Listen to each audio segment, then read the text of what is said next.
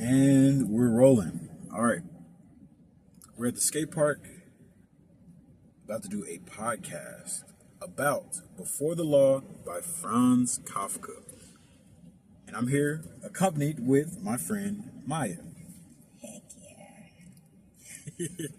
Okay, so the Before the Law, it opens up with a man from the country seeking admittance to the law, right? And there's only a couple characters. There's the man from the country, and then there's this guard. So the man from the country is seeking admittance to the law. And at first, he's looking at him. The gatekeepers is much higher than he, and he denies him access. He says, "Can't let you in right now, but it's possible. It's possible." He says it's possible that you could be admitted later. So with that, he's like, all right. He weighs his options. He looks at the gatekeeper. He's like, okay, he might be a little tough to handle. And he looks past him. He sees that he can get to the gate. He can get past his first gate if he just walks through, walks through the gate. But, the gatekeeper sees him looking, and the gatekeeper says, you can go, you can enter the gate, but beware. Beyond this gate is another gatekeeper far more dangerous than I. And the third gatekeeper is so bad, I can't even look at him, So he's intimidating him a little bit, but he's just letting him know, like, hey, you get past me, you can walk. But if you do, there's going to be more repercussions, right? Right. So, with that knowledge, the man from the country sits down. The gatekeeper gives him a seat. He sits down. He's like, all right, well, this guy's pretty intimidating of himself. So if there's another guy that's even more intimidating than he, I don't want to deal with it. So, he's like, well, maybe I should wait. Maybe I should wait. This would be the best thing. So he sits down and he waits for days, turned years. I think that's bizarre. There's no way I would wait years. Years is a lot. It's a lot of time. So it gets bad. After the first few years, he's cursing his circumstance, his existence. He's like, man, why I can't get into the law? And then, he gets desperate. He starts giving the gatekeeper his belongings. Like anything of value he has, he starts giving up. He's like, man, I got anything he has. All his belongings, he offers the gatekeeper. And the gatekeeper takes it. So he doesn't feel like there isn't anything he hasn't tried. It make him feel like he's done everything and it's, worth something. So he takes it. But he still is like, nah, I can't let you in. I can't let you in. But maybe later I will be able to. So he continues to wait. Guy gets old. And he is on his deathbed, basically. He gets to the point where he gets childish and he starts asking the fleas, like, oh, would you go change his mind? That type of desperate. He completely wasted his entire life. But okay. At this point, he's on his deathbed and he came up with a great question. He says, the law is something great. A lot of people seek it, but I'm the only one that's been out here. Why is it that I'm the only one who's tried to get in through this gate? And the gatekeeper looks at him, he bends down, and he yells at him because his hearing's bad. And he says, that's a great question. This gate was specifically designed for you to enter. But now I'm going to close it. And then that's the story. So it's like, that's it? That's it? Like what's the purpose of that? Number one, that sounds infuriating to go through, to waste your whole life. Seriously, like to sit outside that gate your entire life. Because I mean, all he wanted was the law, and we don't know exactly what the law is, but he wanted it, and to give up what you want just because somebody's intimidating you like that, or there's a threat. If you do, just take it. That's bizarre. I think it's insane that he could have went through the gate, but he chose not to. He chose to just wait. So I want to ask you a question, Maya. Mm-hmm. What would you do outside the gate if you wanted to get into the law? If you're from the country and you wanted admittance to the law, what would you do outside the gate? Okay, so I feel like if I really wanted something that bad, like to use everything I have would make sense, to try everything that I have. Yeah. But after that point, I use everything that I have, everything that I am. Right. I wouldn't still be waiting. Like, right. After some point, you would just go for it. Either go for it or go back home. Like, I wouldn't be waiting outside the door. Right. Just give up or go for it. Go in. Something. Like, but it's just one or two options. And to choose the third one, that's crazy. Right. Why do you think he would wait? Why do you think he did wait instead of just going home? Hope. Hope. That's my answer too. Hope. Like, the hope and prayer. It's that maybe. Maybe today will be my day. Right, maybe. He said maybe. He said maybe not today, but maybe in the future. It's really that hope that did him in.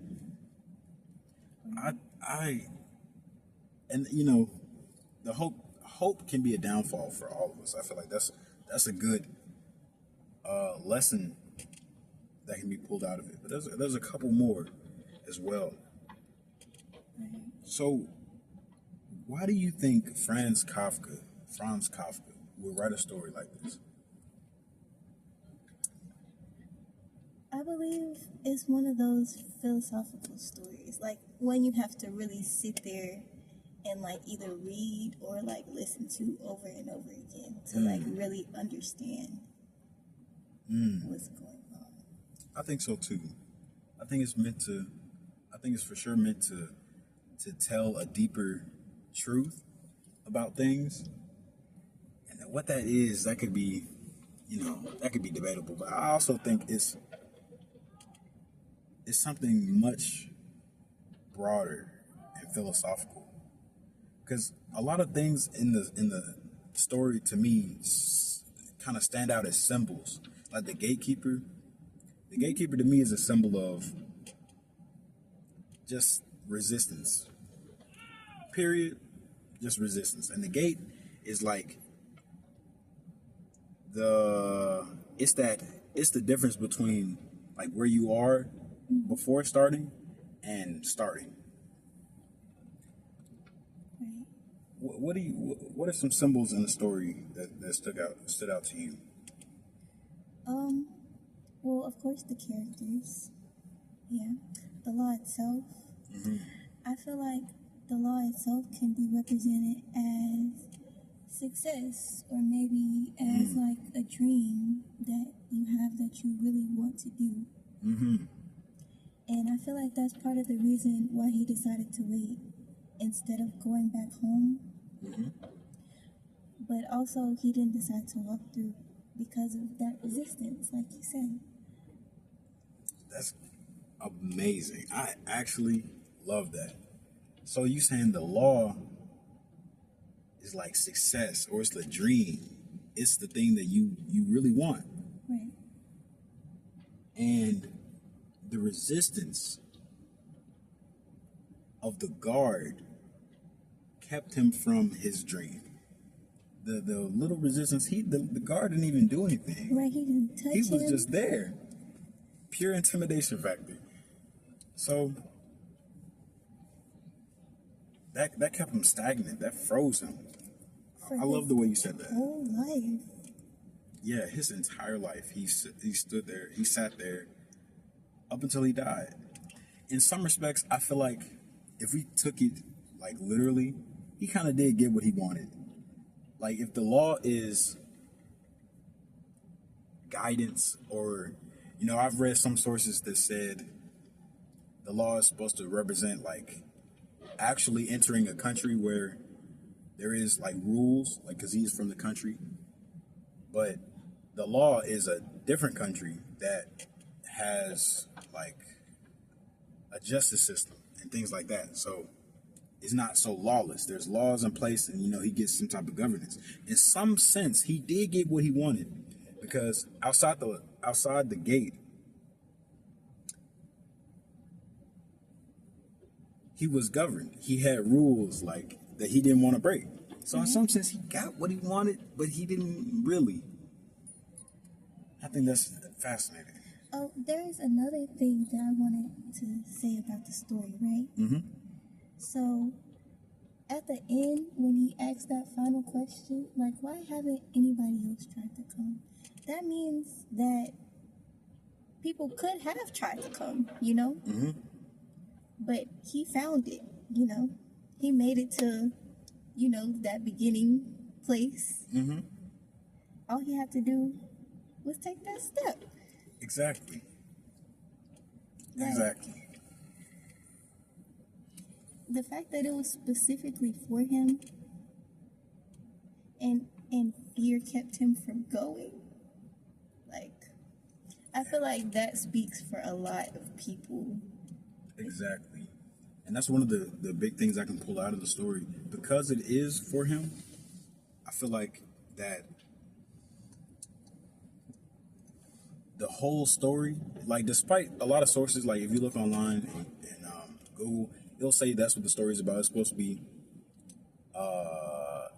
like kind of more literal. Like there's a guy from the country and he wants admittance to the law, and it's supposed to be like a parable for things that were happening in real life. But my conclusion that I'm drawing from the story, the things I'm getting from the story, is it's a story of spirituality, most depth.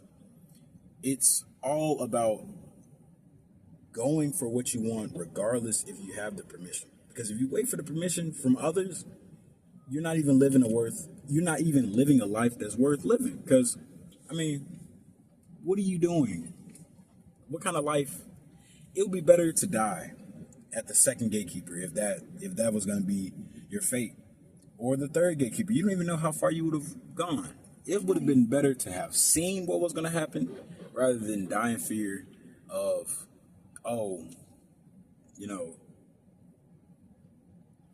just be scared. Because, the gatekeeper even said, I'll take your offerings, when he was giving everything he had. And like, oh yeah, I'll take your offerings just so you feel like there isn't anything you haven't tried. But the one thing he didn't try was just to go for it. He waited up until he was clean, old. Never did he once just go for it. And, if you do some research on Franz Kafka's life, his entire life was kind of terrorized by fear, I would say. Fear of his father, and in early childhood made him fearful of a lot of things. So I feel like writing this story is definitely meant to speak. I feel like that's a point we both can draw, that you gotta take your opportunities once they're given. He's like, don't be like me. Right? Literally. Don't be like me. Don't do this. And this is what happens when you do. You just die. What happened? Oh. So yeah, it's like, don't wait around and wait for permission for your goals. Go get them. Seek them. And accept the consequences, because it's better to have done the thing and live with the consequences, whether you end up in jail or whatever. Not jail, but like I mean, even if it was jail, it's better than right, than rotting. right, living in suffering. Like he waited so long outside of his dream. Judgment, really, that's real. That's really what I meant. Not jail, but judgment. Better to be judged and have done the thing you wanted to do rather than, or waiting your whole life. I mean, like, figure out a way to get what you want. Don't just sit outside of the gate and be bitter. Because he was writing, he was talking about like, oh no, why does he let me in? And he's trying to get the fleas to convince him to let me in. He's tried. He's really tried, but he didn't take that initiative himself. That self action. He relied on somebody else instead of putting the cards in his own hand and playing them.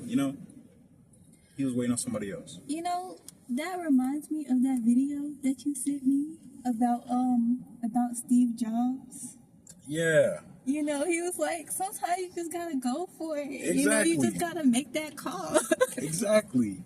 So with the video about Steve Jobs, when he was 12, like he called up, I think the CEO of Dell. He found his number in a phone book, and he said, "Hey, I want to build computers. Basically, you got any spare parts that I can use?"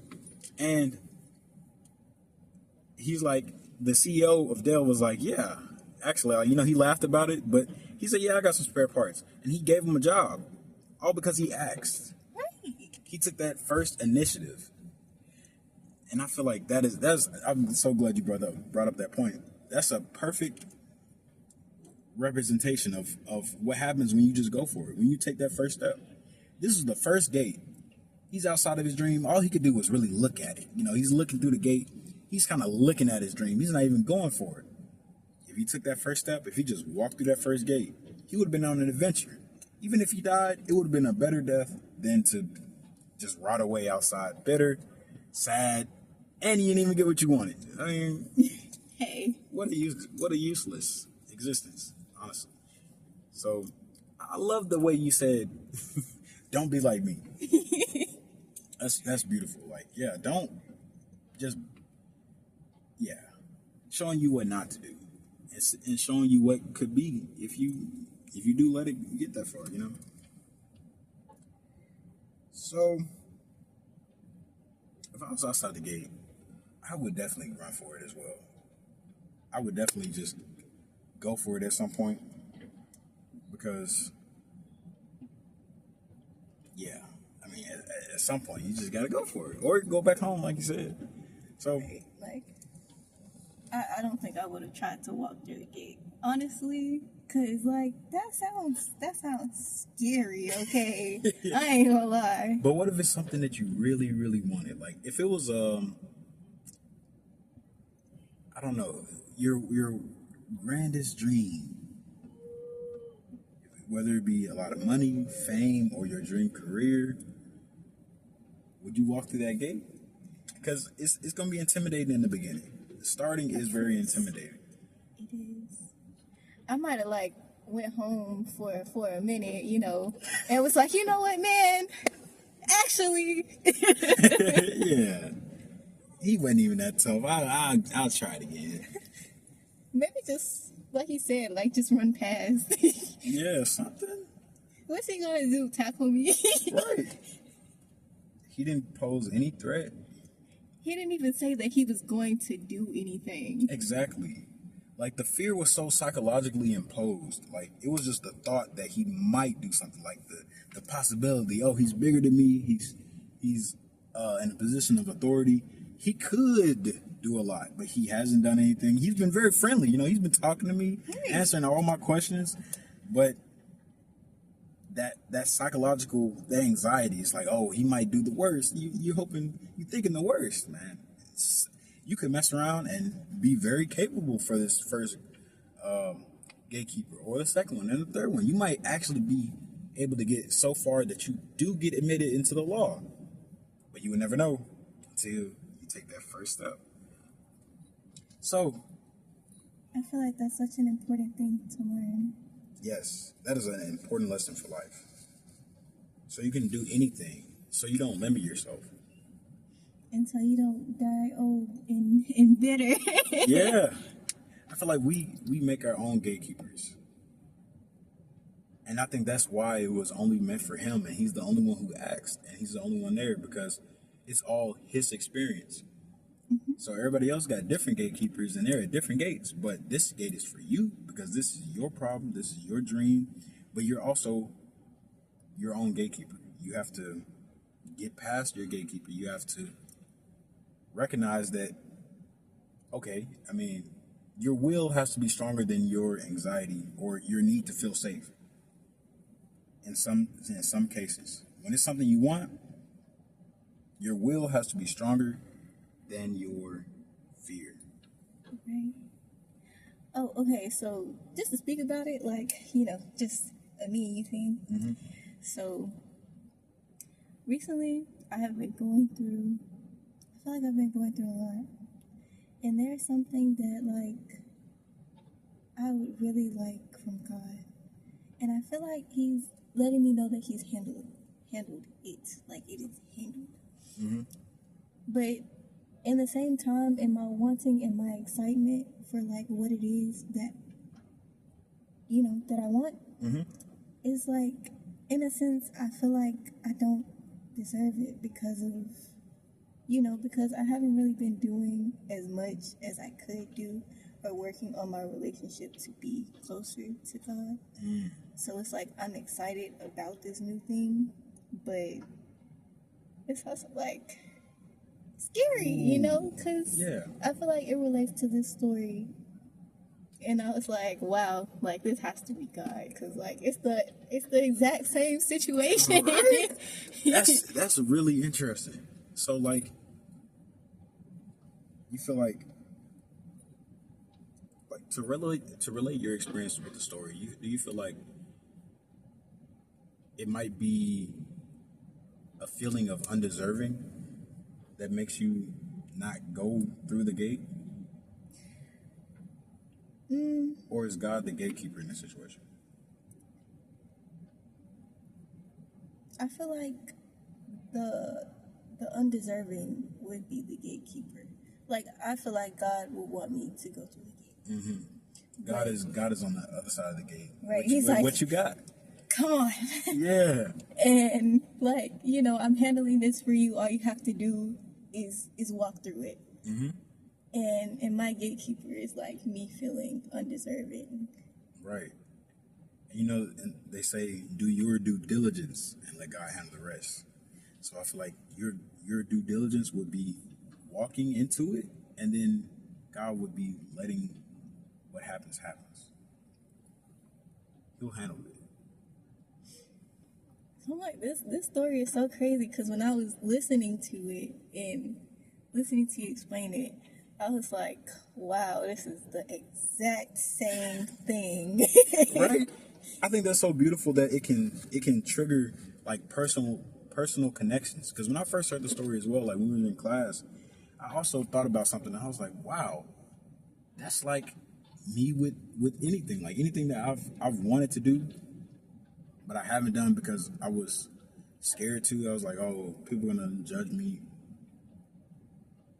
It was all self-imposed, but it triggered that personal experience. Even though the story is like a thing of itself, but I think Franz Kafka does a really good job of like shining light on the part of life that we kind of overlook. Because like you said, you kind of have that feeling like God is like, just walk through it. But you just kind of don't. And you just kind of stop thinking about it and you do other things. And I did the same thing. And I do the same thing with some of my goals. I just kind of like, oh well. Just gonna sit outside the gate. I ain't give up. I ain't changed my goal. I'm gonna still do it, but I'm just not gonna. Not right now. Right, not today. And I think perhaps. Yeah, perhaps, maybe, but maybe. Oh man, I think I just lost the point. What was I saying? you were saying how you have those feelings when it comes to things you want and not giving up, but still being at the gate. Right. And before we know it, we're going to be older, and the opportunity, the gate might close. Not everything is going to last forever. And that goes for opportunities. Right. I think that is a beautiful revelation we're having. So, let's see. Overall, I think we've come to the conclusion that the story is really about spiritual development and journey. A call to step into what is meant for you. If you want something, it's really yours. You just have to take the steps to get it. Thank you for joining me, Maya. This has been an amazing talk. I hope to see you on the show again, this podcast,